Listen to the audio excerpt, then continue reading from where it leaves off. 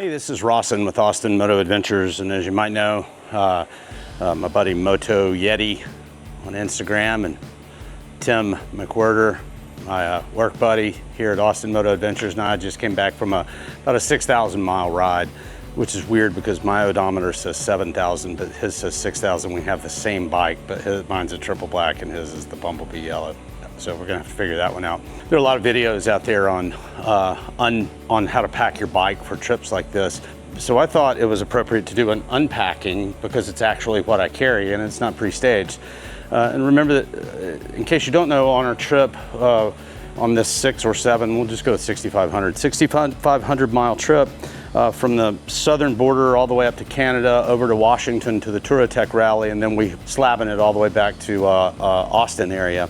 When we got back 36 hours later, the floods had hit Ingram and unfortunately caught my in-laws, and so we went straight to work. Our whole team went straight to work on their house. Super glad Dave, 98-year-old World War II veteran, father-in-law, and Joan, mother-in-law, were fine, lost everything they owned, but they're fine. I'm grateful to our team for working with us on this. So unpacking, there's some important things here, and I wanted to show you how I actually pack for a trip and tell you some of the mistakes that I made and why I do some of the things that I do, and maybe this will help you. I hope it does.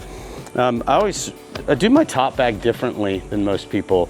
I don't put, well, I'll just show you.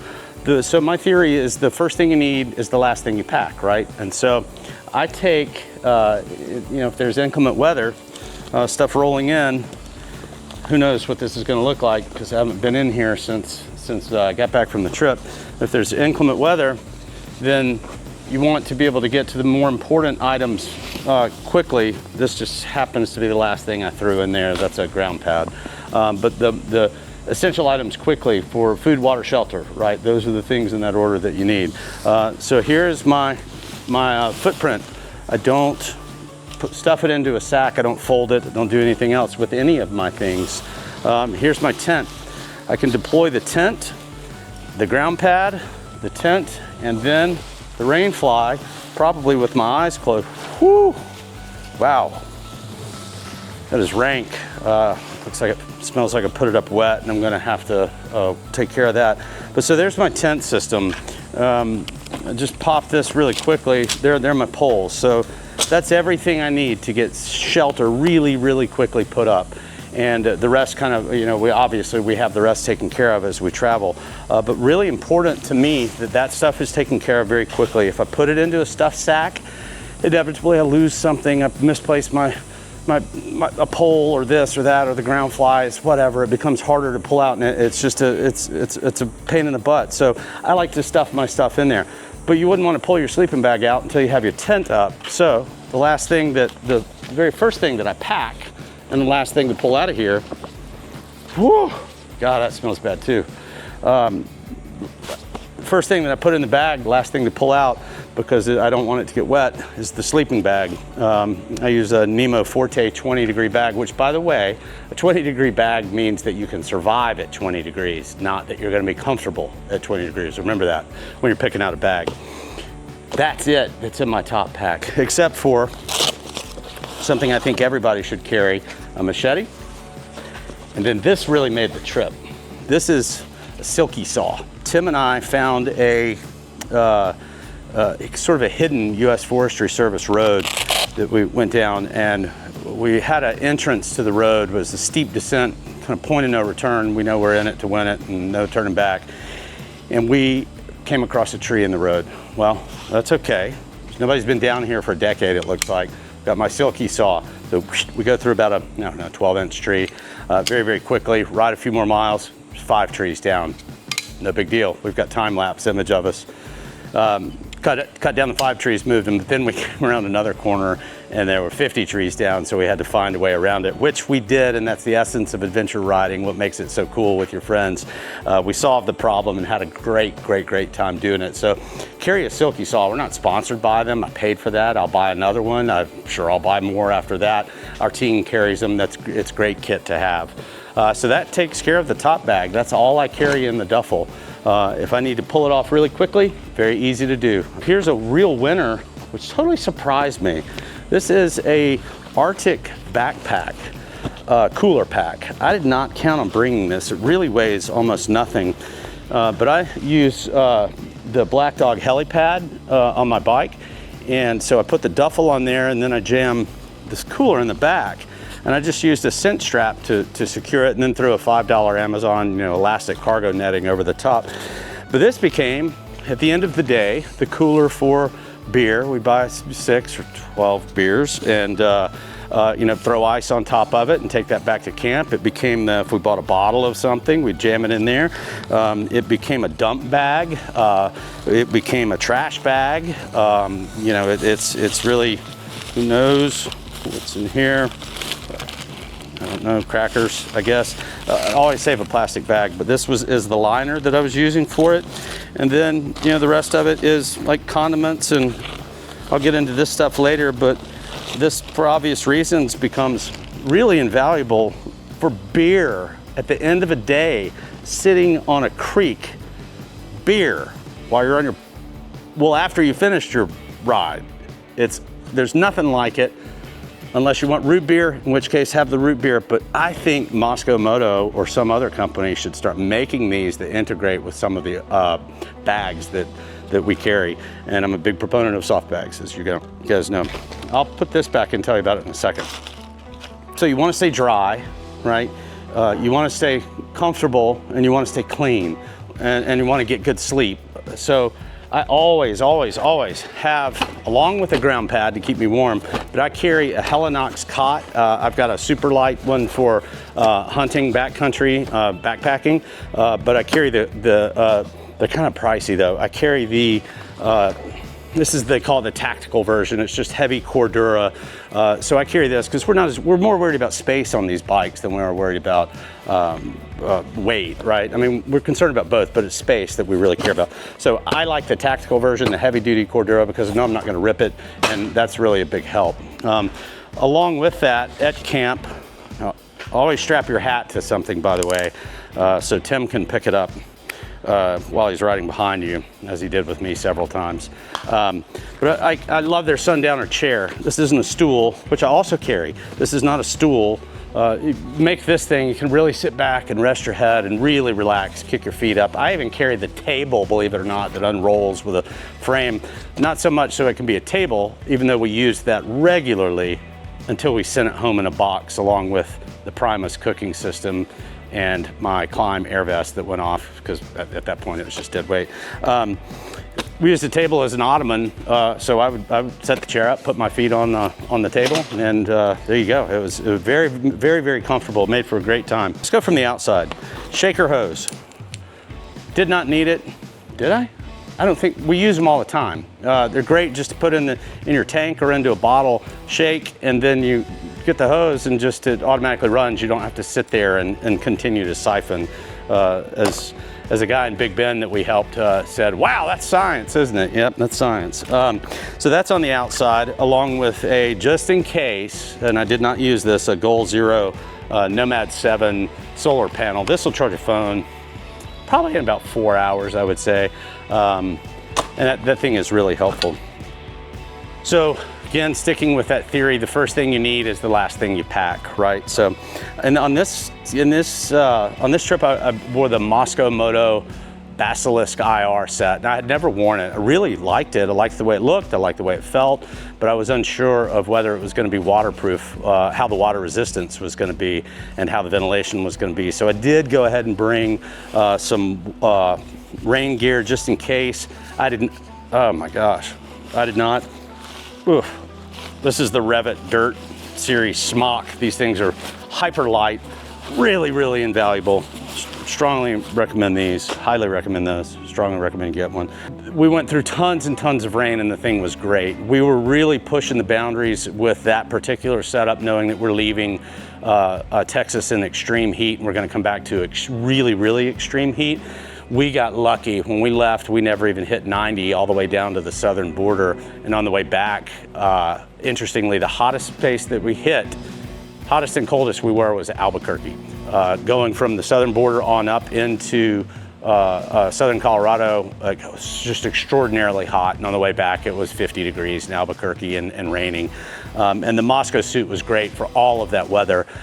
knowing that we were gonna have to come back in extreme heat, in the extreme Texas heat in July, we were ready to break all the rules, wear some of the gear some of the time. In this case, we took our jackets off knowing that it's about to get really hot. It was hotter in Colorado than it was when we hit New Mexico. We had our jackets back on long before we hit New Mexico. And then by the time we started closing on Albuquerque on 550, slabbing it back, it was, for the last section, it was, like I said, 50 degrees. So it was the hottest and coldest we were was in New Mexico. But I digress. If it's gonna rain or it's gonna get cold, you always want a second set of gloves. These Revit gloves are great. I wear the Climb gloves normally because they're, I've got a lot of feedback, tactile feedback, and I have very large hands, very wide hands. The part about that I'm struggling with, these are great for some people. For me in particular, when I try to put my hands in these, because they're so wide, it's really a fight. And once my hand's in it, I'm fine. But getting that wide of a hand into the glove makes me fold my hand. And that, when you do it 10 times a day for 4 weeks, it really, 20 times a day probably, really, really hurts. And so the tops of both of my, hello Lucy, the tops of both of my hands around my thumbs are incredibly sore and very, very uncomfortable for much of the trip. So make sure you get gloves that are easy entrance and exit, and always carry a backup pair that are warmer and waterproof, which we did here.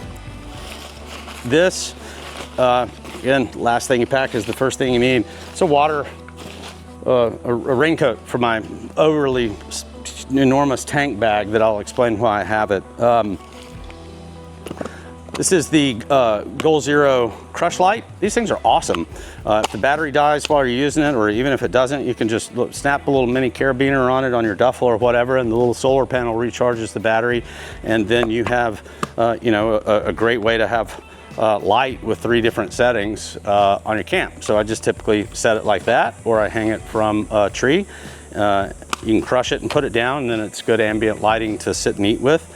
But these things are worth their weight in gold, I think, when camping. Let's see, a mid-layer. I knew I was gonna need this, and I did. I really like the Revit. I know other brands, they have other brands that collapse like this. But this is particularly puffy, it's light, it folds into this tiny bag, and I use the jacket actually as a pillow. In fact, I did that more than I wear it. So don't take a pillow, take one of these jackets. They're great looking. They're, oh my gosh, even has mold on it. Again, I was in a bit of a hurry 36 hours after I got back. So this thing's great. It's got reflective material on it. It's not one of those really easily tearable nano puff kind of quilted jackets. This thing was great. And I knew that if I wore this with the Moscow Moto Basilisk and the Revit smock on top of it, that I would be completely waterproof, but I never even needed this when I was riding, nor did I need the smock. Just needed it to sleep with and sit by the fire. This is the part of my CPAP system, which I do take camping with me, and I have a battery that runs it. I didn't know how important these things were until I did a sleep study. Oddly, I snore apparently really badly, enough to keep my wife up a lot. And my pulse ox went down to 93 while I was sleeping, which is horrible. And I always felt tired. Once I started with the CPAP, which I don't know why I'm even talking about it now, but once I started with it, you get addicted to them because you get such a good night's sleep and you feel so good when you wake up. Okay, now we're getting into part of the problems. Let's see which one this is. This is because it's on this side, it has to be the clean. I brought too many clothes. God, it is clean, but it doesn't smell clean.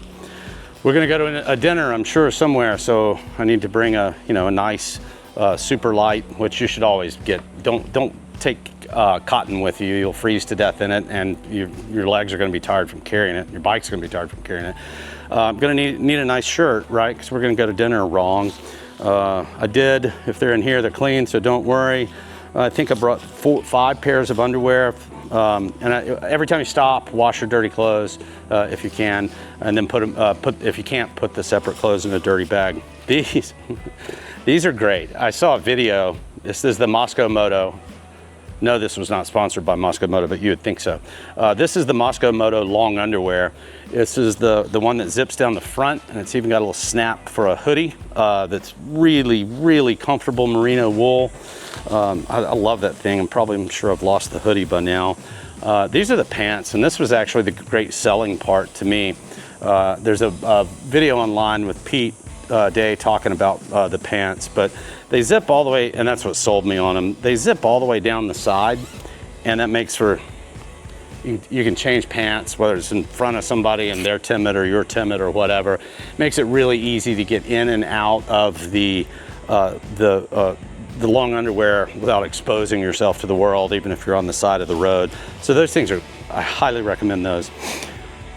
I mean, this is a great piece of kit. This is an ex officio, hoodie, technical fabric shirt that I'm gonna wear, right? No, I didn't wear it ever. This, I have to say, is a great thing to take because it's a pack towel. This one's too big. I bought it while I was out. I normally carry a medium one. These things fold up pretty small, and they're invaluable when you're bathing in a creek or you need to clean something, and they're pretty indestructible and easily cleanable. Get a pack towel, but don't get one this big, this large. So yeah, there's the remaining underwear. Hey, I didn't lose the hood. There's the hood that snaps onto the back, to the shirt, to the long underwear shirt. Socks. I'm gonna be out and I'm gonna wanna wear my coveted BDR, Big Ben BDRX shirt, right? Because we are incredibly proud to have our name on the same line as Harley Davidson, Alpine Stars, and Austin Moto Adventures. To me, that was a pretty cool moment to have, and I still love seeing it. But I'm gonna wear that, right? No, I didn't wear any of this stuff. Or this is a super light, long sleeved shirt because you wanna stay out of the sun, and I didn't wear that one either. And this is an Eberly stock dry bag. I can't say enough about dry bags. If you don't have them, get them. They make all the difference. When you get out of your clean clothes, put your dirty clothes into a different bag. Let's see, keep digging. Tools. This is the Moscow, again, this is the Moscow Moto setup for tools. This is the fatty tool roll. The dogs are gonna go bark at something. I like this thing a lot. It keeps the tools dry. I carry a lot of tools because we are also a touring company. And so these go everywhere with me. Let's see, toe strap. This is a Green Chili's Adventure Gear toe strap. So these things, if you don't know how to use one, come see us, look it up. We teach these in our classes, but having this dynamic line instead of a static line makes all the difference when you're trying to tow somebody. It gives a lot more forgiveness in the process. This is the brand I prefer. This is the brand I carry. This is the brand I own 3 of. So let's see. Okay, that's it for this side. Other side, remember this is fast out is last packed, right? So the Katadyn, whatever you want to call it, water purifier, food, water, shelter, those are the big things, right? This is great because you put the weighted filter end into a stream, and you simply pump it, and it quickly fills up any one of the Nalgene bottles, which it has a little top too that fits perfectly in a Nalgene bottle. It will fill one of those up. You can fill, I can't remember the stats, but I never really struggle with water when I have this with me. In fact, I don't like to buy water if I don't have to. Honestly, I kind of enjoy the process of this. And also, I carry a backup life straw that has a water filter in it. So that's sitting in the top. Charlie's going crazy about something, as usual. This is a comfort kit. This thing goes with me whether I'm hunting or offshore fishing. It doesn't necessarily have all the same stuff in it if I'm offshore, but hunting, backpacking, regular camping, this has a lot of stuff in it that's really useful and great for survival and for comfort. One, it has a little spare light. It's super light, lasts for a long time, waterproof. This is rope light It's from Big Agnes. I set this up in my tent. I'll hang it from a tree. You can pull the rope out of here, or you can just simply turn it on while it's in the bag. And the great part of this is it has an on-off switch, so it cannot be accidentally turned on and burn up the battery. My Moto nerd buddy asked me where my mosquito net was. Well, here you go. That's where it is. This is, I don't know how I managed to do that. These are both made by UCO, and I don't normally carry them together. This, I have a couple of these. These things are awesome.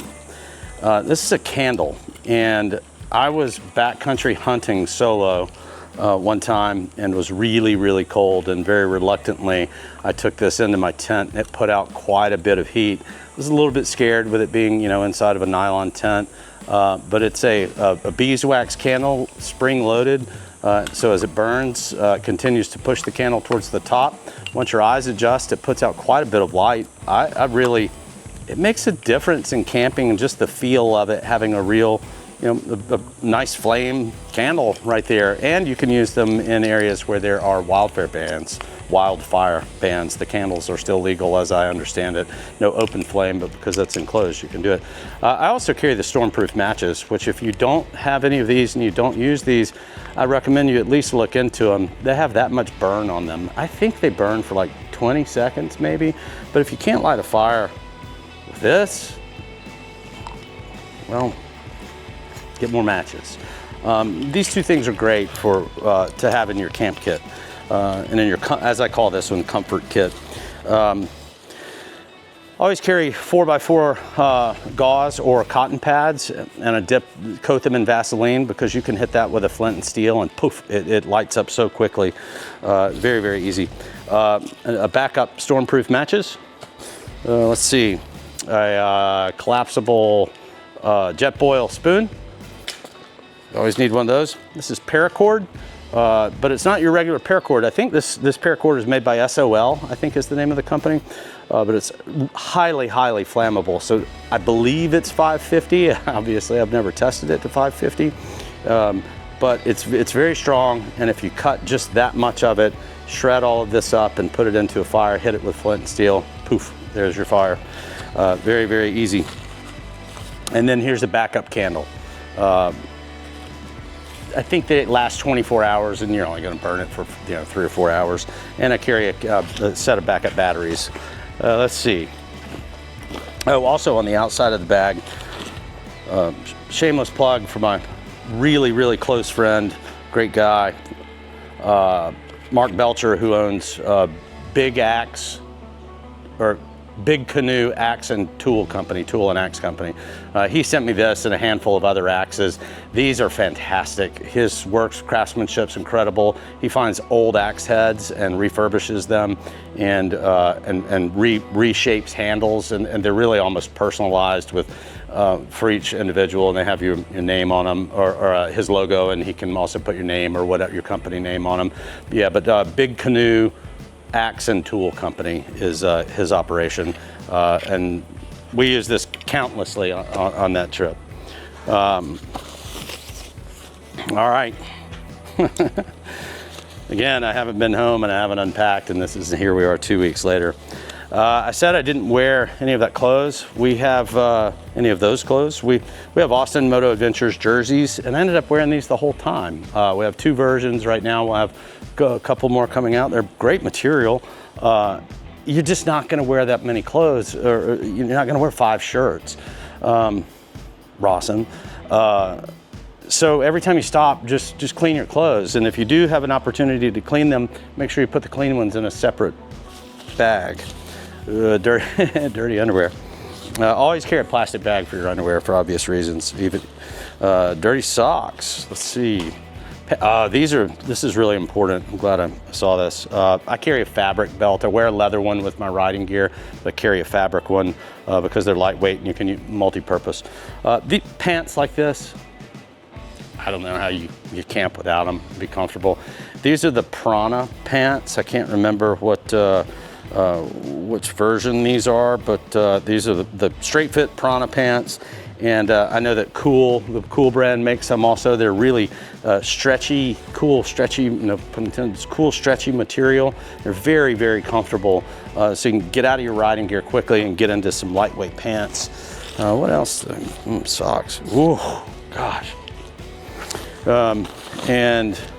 I wear compression socks that are for skiing. Oh God, this smells. I wear ski socks. They're compression, so my feet don't swell.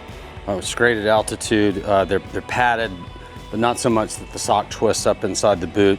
I really like ski socks. I know there's some brands out there. I'm not familiar with them. Skiing is my other favorite sport, so I have plenty of those, so why buy more? Jetboil. This thing is amazing. This company just really did it right.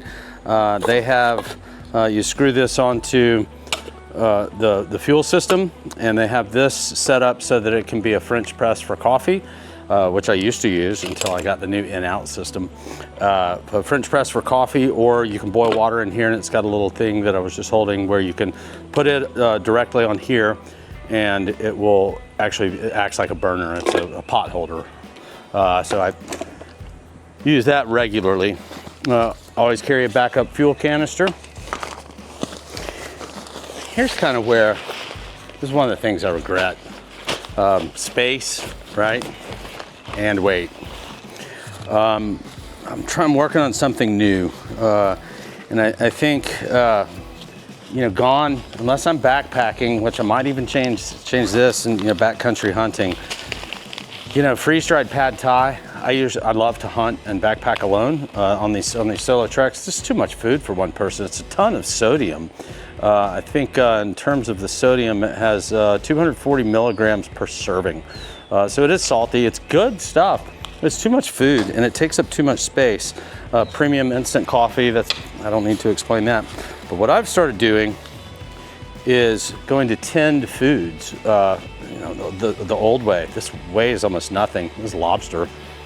Just mix that with some pasta. This one is Aztec ensalada, wild tuna, red beans, succulent corn, sweet red peppers, and chopped onion in a tin. I think this was $4. Picked that replacement up in salmon, Idaho. Sardines with preserved lemon. Keeps going. Smoked clams, smoked oysters. It just makes everything so much better to have something succulent and really nice tasting like that. This is great to have oatmeal like that, but it's a lot of friggin' space, and honestly, I don't think the juice is worth the squeeze, so to speak. Cuban coconut black beans and rice, well, that would be pretty good with tuna in it probably, but you get my point. That's a lot of food. It's really dense and it takes up a lot of space. So I'm gonna go to doing what Moto Yeti does. Here's another, obviously I like the fresh Aztec ensalada. And continue to do what Moto Yeti does, and that's buy the boiling bag stuff. Normally with these things you have to, you take them out of the bags and put them pour everything into a pot and warm them up. In this case, what he showed me, and is a great idea, is I just vent it and drop it in the jet boil, let it warm up, take the lobster, pour it on this hearts of palm angel hair pasta. It's perfect. Makes a great dinner. It's not heavy, doesn't take up a lot of space. And you can stop in any town just about and buy fresh sardines or fresh smoked, not fresh, but canned, tinned smoked oysters or whatever. Really easy to reprovision while you're on the road. Super, super important. This is a SAM splint. These things open up. Used to be a paramedic, so technology was a little bit different then. This goes backwards almost as the modern version of it. They made it much more simple. This thing opens up. It's metal, malleable metal covered with foam. If your buddy needs one of these, you're really going to be glad you have one. If you need one of these, you're going to be incredibly glad you have one. But they are worthless without a plastic wrapped ACE bandage. And make sure when you buy your ACE bandages, if you buy them on Amazon or online, make sure you get a decent quality. and make sure they're individually wrapped, because these things, if they get wet or get nasty, then that, you know, especially if there's a cut on here, it's a problem. But definitely SAM splints, they're available online, and Ace wraps, individually wrapped in plastic. You can get them anywhere. They're cheap too. Strange to anybody, probably because it's large. I've got a 4,000 amp battery bank for jumping bikes. We did have to use this 2 times, and it still has no power. So I guess since it's probably been on or whatever, but we jump bikes on tour with that box on a regular basis. Every time they go down, I rarely have to recharge it. I think because we had to jump hours several times and charge phones off of it, things like that, we ended up, it did end up using all the power out of it. So that's all I got here. Let's see, working my way through. Back, I carry Nalgene bottle ×2, 1 in each aux box on the Moscow Moto gear. And I also carry, maybe you think it's overkill, but I don't think so, a little fold-out stool. I don't always want to break out the Helinox kit and undo the whole thing and get the seat all set up. This just pops out and it becomes a little 3-legged stool. The Moscow Moto bags that are that slide onto the puck, those things are bulletproof. I've only seen one come off one time. On the new setup with the Euro mount, this side came off 3 times, and it looks like the tongue, that's when you turn the key, the tongue locks it in. Looks like it's not quite long enough. So this one kept popping off. So if you get these European mounts, it'll make sure the problem's resolved, which I think it already has been resolved, and this was a unique issue.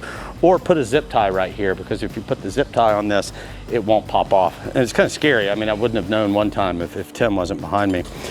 It's got a little frame right here for you to stuff tools into, and I carry an inner tube. I just stuff it right there. Carry an extra hat, just so I can make Tim stop and pick it up when it comes flying off my bike. Let's see, here's the rain cover for this beast. And I have to say, the only reason I carry this, you're gonna get a live example. Okay, it didn't do it that time. This is an SW Motec quick mount, very large tank bag. I carry this because I need access to cameras and things like that. Here are my hard drives and other little quick necessities that I can get to really quickly. Drone batteries, my pipe. I quit drinking bourbon, wanted to pick something else up ritualistic, so I started smoking a pipe.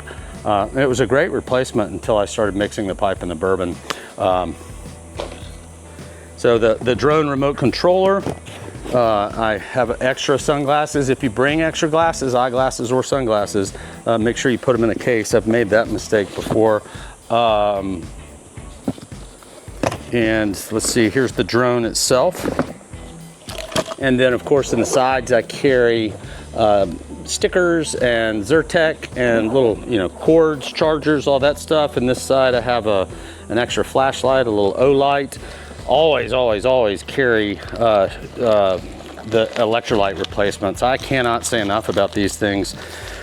There are two products that I really like when it comes to stuff like this. One of them is this is not it. The Liquid IV, everybody knows about, it's good, but the LMNT, so element, I guess is what they're going for on that. That was really good. It's not much sugar and it's salty. And I think I'm completely out, because I think Tim gobbled my last one, but there's this stuff called goo, and especially the espresso flavored one is instant energy. It comes in a little packet, you tear off the top, and we were exhausted. And we both had a goo pack, and 5 minutes after that, we had enough energy to continue what we were doing for another 10 or 15 minutes without falling apart. So this tank bag, we got to several filling stations, and with the quick release and getting mud all in there, I thought we were going to break this cord. At one point, I thought we were going to break the bag because this actually was coming off. It was really not cooperative. At many times.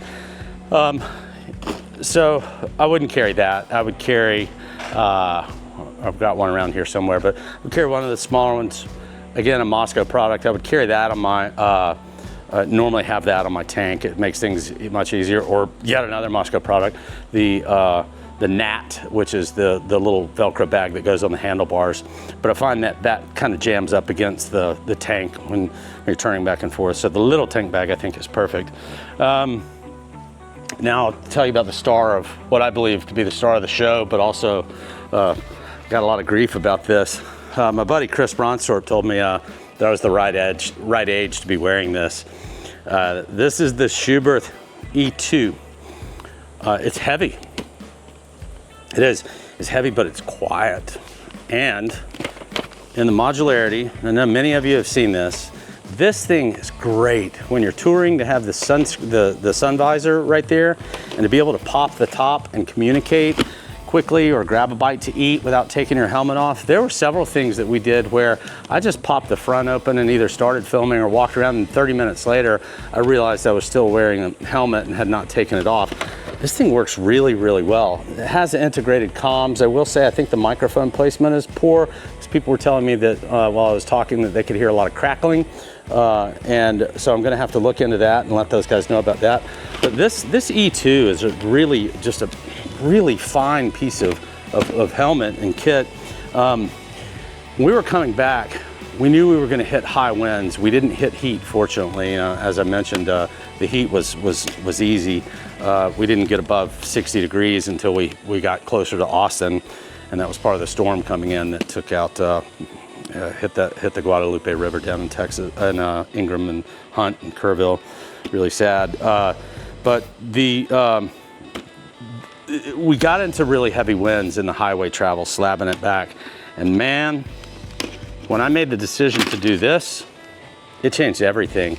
If you wear a helmet with a beak, you know how it feels having your head snapped around when you pass trucks and other things, and just being in the wind and turning your head a little bit and having the wind grab it. So to be able to pop this thing off really quickly, it's awesome.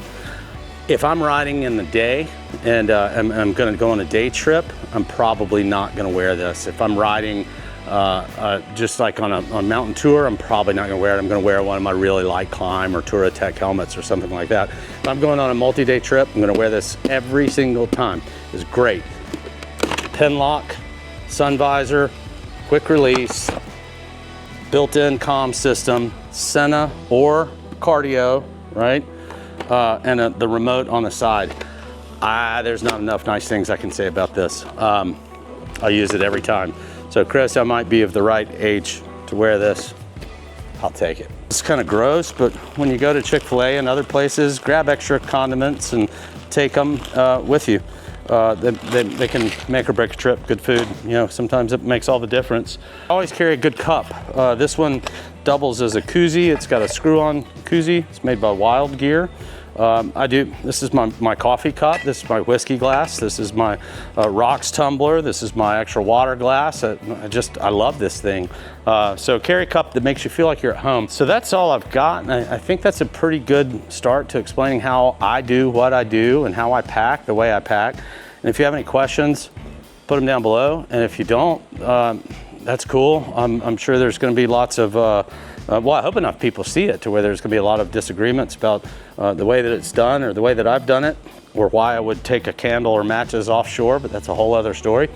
Yeah, any comments are welcome. Hit the subscribe button wherever that is, or like it. And please, we look forward to hearing from you. And come see us at Austin Moto Adventures at the TouraTech Rally. It starts on October 23rd. It's going to be a great time. We're capping it at 1,000 people. I think we have somewhere over between 40 and 50 vendors. Most of the OEMs will be there for demo rides. This is going to be a really, really great rally, and something that the center of the country really needs. So whether you're East Coast, West Coast, or here with us in the middle of the country, come on down to Austin Moto Adventures. Enjoy the TouraTech Rally with us October 23rd. Until then, we'll see you. Ride safe, have fun. You only live once. Make it count.